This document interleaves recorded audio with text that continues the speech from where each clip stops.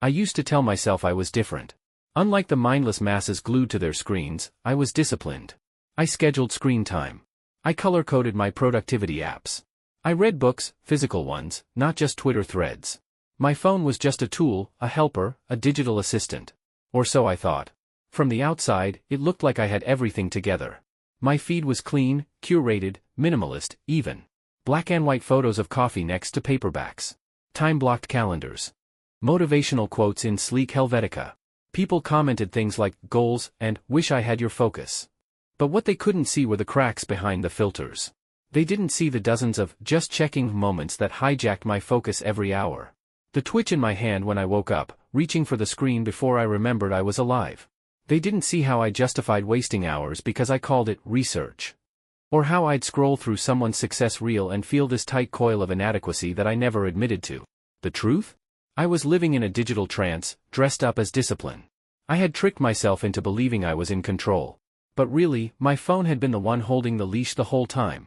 And I'd been smiling for the camera, completely unaware. It happened on a Thursday night, one of those long, shapeless ones where time feels sticky and slow. I had been in bed for hours, or at least it felt like it. The room was dark except for the dull glow of my phone screen reflecting off the ceiling. My thumb moved on autopilot, scrolling past strangers' lives I couldn't care less about, but couldn't seem to look away from. A sea of smiles, achievements, aesthetics. My eyes burned, but I kept going. Then, a post caught my eye, a short video of someone sitting by a lake, no phone in sight, just breathing. No music. No captions. Just stillness. It wasn't remarkable. But something about it cut through the noise. And then, one thought hit me. Like a quiet punch to the chest, when was the last time I was alone with my own thoughts? I froze. Not metaphorically. I literally froze, phone suspended midair, thumb hovering, body still. I couldn't answer the question. I couldn't even guess. I realized I hadn't been alone with my mind in years. Every spare second had been filled, podcasts, YouTube, Reddit, music, DMs, group chats, voice notes, WhatsApp, just one more video. Even silence had been replaced by noise. Suddenly, it wasn't just a sleepless night. It was a revelation. I was terrified of my own thoughts. And I had built an entire digital world to drown them out. That moment wasn't loud. It didn't come with a breakdown or a crash. But it was the beginning of a rupture, a crack that would widen in the days to come. And once it opened, there was no going back. The morning after the question, I did something I never thought I'd do. I opened my phone, not to scroll, but to delete. One by one, the icons started vanishing. Instagram, gone. Twitter, gone. Reddit, YouTube, TikTok, all of them. It felt surgical. Like cutting wires to a bomb I had been living with for years. I stared at my screen when it was done. Just a few essential apps remained. Messages. Email. Calendar. The phone looked empty. But my heart was racing. I told myself it would be a 30-day experiment. 30 days of digital minimalism, no mindless scrolling, no background noise, no reflexive thumb twitching. Just space. Silence. Stillness. I even said it out loud, I'm doing this for me. But truthfully, I was scared. Not scared of missing out, that was the lie I used to tell. I was scared of what I might find in the silence. Scared of boredom, of loneliness, of being forced to look at the parts of myself I had avoided by keeping busy. The first few hours were quiet, uneventful. Then came the strange gaps. I caught myself reaching for my phone during breakfast. Then again on the toilet. Then during an awkward pause in conversation, a commercial, a walk to the kitchen. Each time, I reached for something that wasn't there anymore, like a ghost limb. I wasn't just breaking a habit. I was breaking a dependence I didn't know I had. But it was only the beginning. I thought the hard part would be deleting the apps. But the hard part hadn't even started yet. By day 3, the silence wasn't peaceful, it was suffocating. The world didn't slow down just because I logged off. Notifications kept buzzing from group chats I had muted. My friends still tagged me in memes. New videos still dropped. It was like trying to meditate in the middle of a concert, everything loud and everywhere. But the real noise came from inside. I kept hearing phantom vibrations.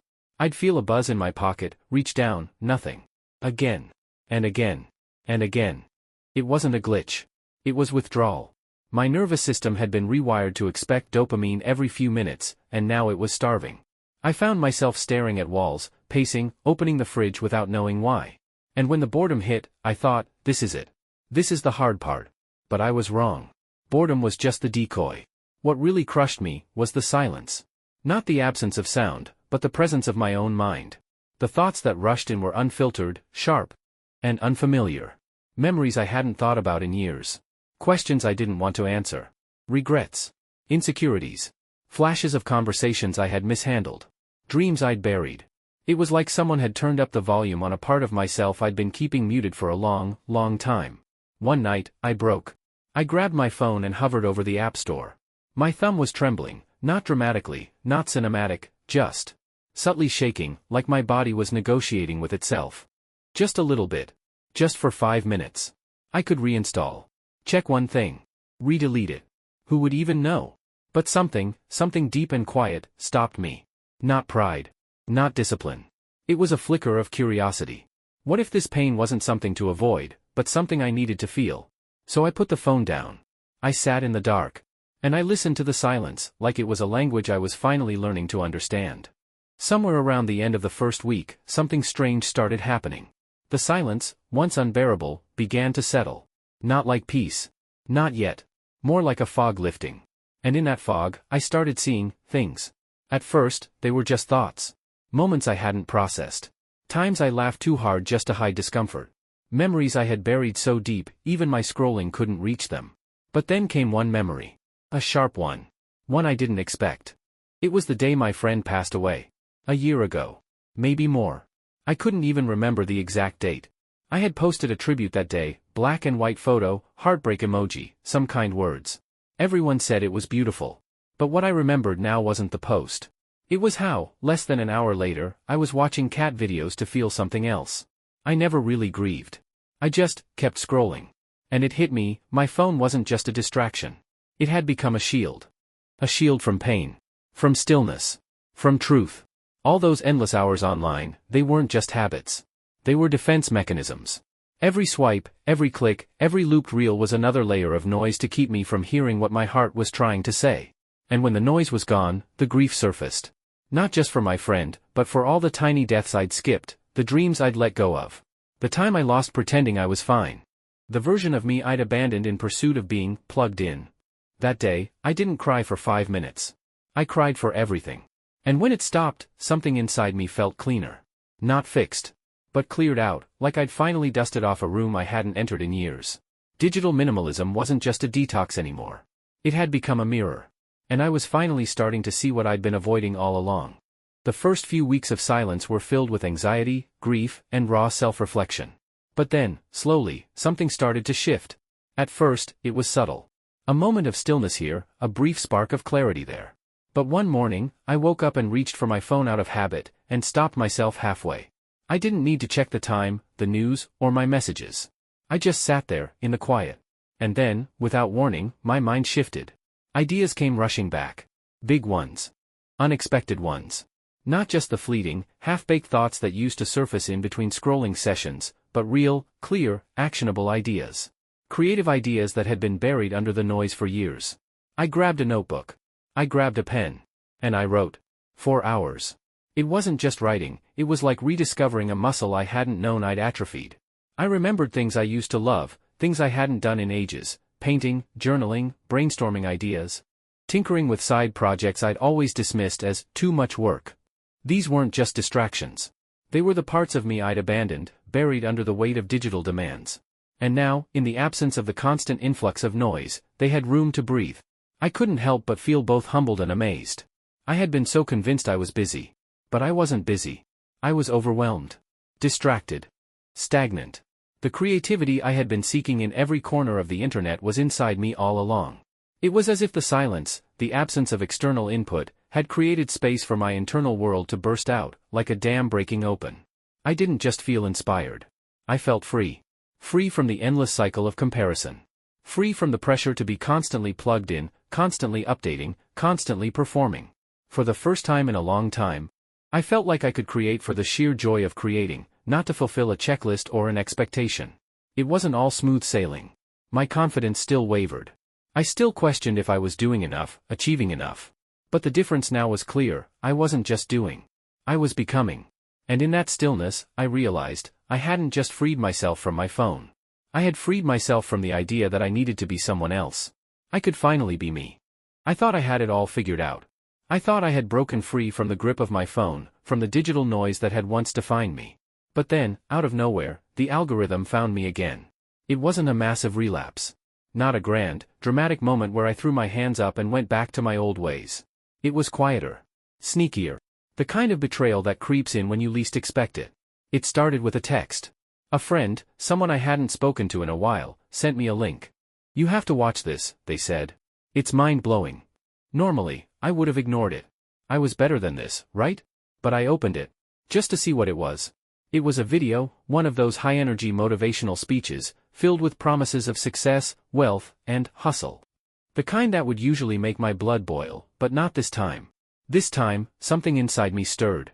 I clicked the next video. And then the next. And before I knew it, an hour had passed. I had fallen into the very thing I thought I had escaped, the endless scroll. The algorithm's pull. The dopamine hit of consuming content without ever really engaging with it. It wasn't just a relapse. It was a reminder of how fragile my progress was. I had convinced myself that I had broken free from the digital addiction. But the truth? The addiction hadn't gone anywhere. It had just evolved. A week later, I was sitting in front of my phone again, checking my messages, watching random videos, scrolling through feeds. But this time, something was different. I wasn't just lost in the noise. I was aware of it. And I hated it. The algorithm hadn't just pulled me back in. It had reminded me of something even more dangerous, the lure of convenience.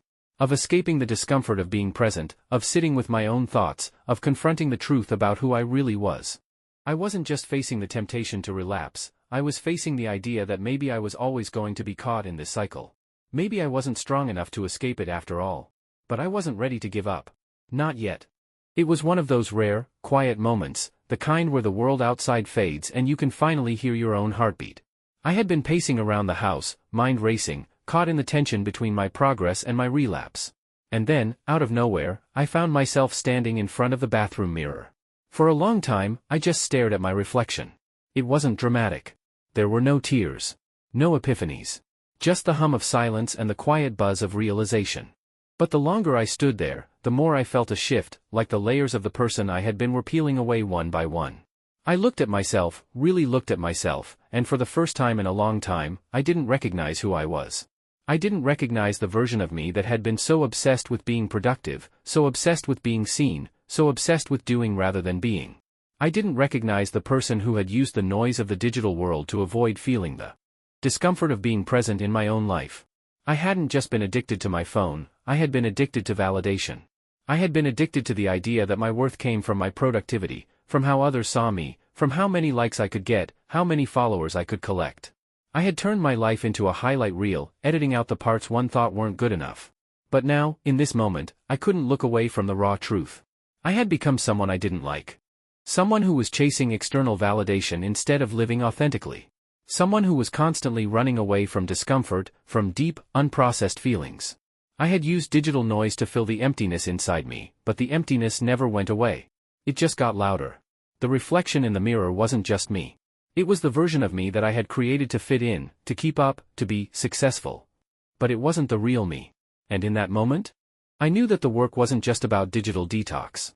It was about who I wanted to be, deep down. It wasn't about the phone. It was about the way I had been living my life, constantly seeking approval from others, constantly running from myself. I wasn't sure how to fix it. I didn't even know where to start. But I knew one thing for sure, this was my moment of truth. And I couldn't look away anymore. I stood there, staring at my reflection for what felt like an eternity. It wasn't a moment of despair anymore. It was a reckoning, a powerful realization that I couldn't just go back to how things were. I wasn't the same person who had mindlessly scrolled away hours of my life. And I couldn't return to that version of myself, no matter how tempting the distractions were. I had to rebuild. But this time, I wasn't going to destroy everything. I wasn't going to delete all the apps again. That would have been too easy, a quick fix, a temporary patch to an issue that ran much deeper. Instead, I decided to approach digital minimalism differently. This time, I was going to rebuild my relationship with technology from the ground up, with intention. I began with the basics. I started by decluttering my phone, but not in a way that left it bare and lifeless. Instead, I kept only the tools that truly served me, apps that helped me stay organized. That allowed me to connect meaningfully, that enriched my life without drowning me in noise. Anything that was a source of distraction, anything that pulled me into the endless cycle of consumption, I kept at arm's length. But it wasn't just about the phone. It was about my whole life. I started being intentional with my time. I asked myself, what do I want to spend my days doing? What brings me true joy? What aligns with my values? I started saying no. No to meetings that drained me. No to digital content that wasn't enriching. No to the pressure of constantly updating my status, my followers, my accomplishments. I learned to embrace the idea of doing less, but doing it better. And it wasn't just about what I took away. It was about what I added back in.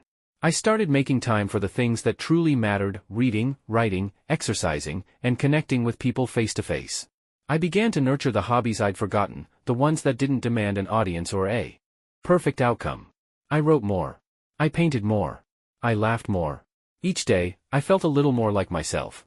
Not the perfect version of myself that social media had taught me to present, but the real, raw, imperfect person who was just trying to live in alignment with what I valued. And with each step I took, I felt the layers of tension, of stress, of doing for the sake of doing, start to peel away. I didn't get everything right. I still had moments of doubt. I still had to remind myself not to fall back into old habits. But the difference now was that I was choosing.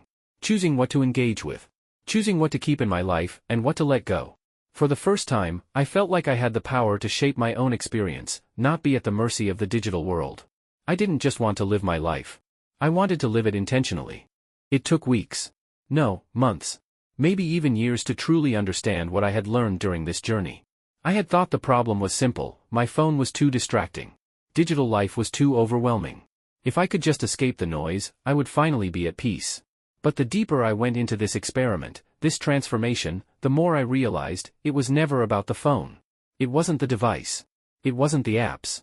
It wasn't the notifications, the videos, or the endless scroll. It was about control. For years, I had believed that I was in control. I had convinced myself that I could balance it all, that I could manage my time, my productivity, my social presence. I thought I was the one making decisions. But the truth? I had been controlled all along, by algorithms, by social pressures, by the need to constantly keep up. My attention wasn't mine anymore. My time wasn't mine.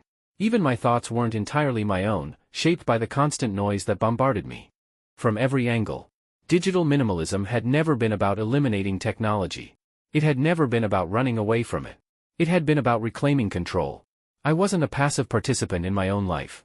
I had to actively choose what I engaged with, when I engaged with it, and why. I had to reclaim my power over my own attention, my own time, my own choices. And in doing so, I realized something profound: the phone was never the problem. I was. In the quiet, I found the loudest truth: it wasn't about the device or the digital world. It was about who I chose to be in this world. It was about what I said yes to. I could decide to spend my time in a way that aligned with my values, my passions, and my vision for who I wanted to be. I didn't have to be swept away by the tides of external influence or digital distractions. I could choose to be intentional. I could choose presence. And that choice, that simple, powerful decision, made all the difference. In the end, digital minimalism wasn't a quick fix or a magic formula. It was a practice. A daily decision to live in alignment with my true self, free from the noise that used to control me. And now, as I stand here, I know that I am the one in control. And that, perhaps, is the most powerful revelation of all.